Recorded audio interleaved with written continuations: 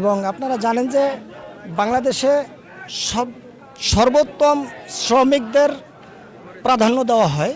শুধু বাংলাদেশে না, দেশের বাইরে যত শ্রমিক আছে সবচেয়ে আমরা নির্মাণ শ্রমিকরা দক্ষতার সাথে বিভিন্ন প্রাসাদগুলো আমরা তৈরি করে থাকি। কিন্তু দেখা যাচ্ছে বাংলাদেশে না, শুধু দেশের বাইরে আমরা নির্মাণ শ্রমিকরা অবহেলিত। আমরা আজকে এই বিজয় দিবস উপলক্ষে দেশের প্রধান যিনি আসছেন, যারা আসতেছেন, তাদেরকে আমরা জানান দিতে চাই যে আমাদের এই শ্রমিকরা যেন কখনো অবহেলিত না থাকে। আমাদের শ্রমিকদের যেই ন্যায্য অধিকারগুলো আছে সেটা যেন যথাযথভাবে সরকার আমাদেরকে বহন করে। আমরা এই শ্রমিকরা বিভিন্ন জায়গায় এখনও দেখা গেছে আনাচে কানাচে যত শ্রমিকরা আছে অনেকে সংগঠনের সাথে সম্পৃক্ততা না।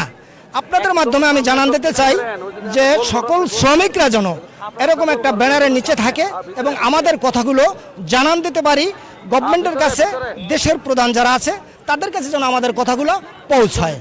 আজকে এই মহান বিজয় দিবস উপলক্ষে আজকে এখানে যারা আসছে, এই যেখানে আমরা যেই ভিত্তির উপরে দাঁড়িয়ে আছি, এইটাও আমাদের মতো নির্মাণ শ্রমিকের হাতে তৈরি।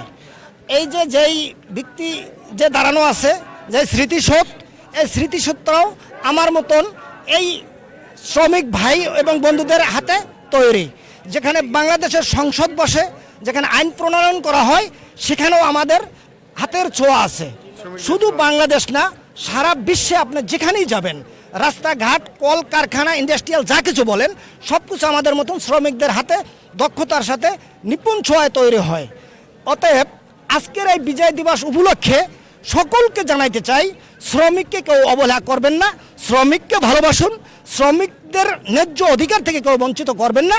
শ্রমিককে ন্যায্য অধিকার যাতে আমরা পাইতে পারি সেই ব্যবস্থাটা যথাযথভাবে গ্রহণ করবেন, এটাই আমার চাওয়া আশুলিয়া থানা নির্মাণ শ্রমিক ইউনিয়নের পক্ষ থেকে।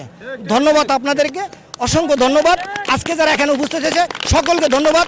বিজয় দিবস সফল হোক যথাযথভাবে। ধন্যবাদ। আসসালামু আলাইকুম।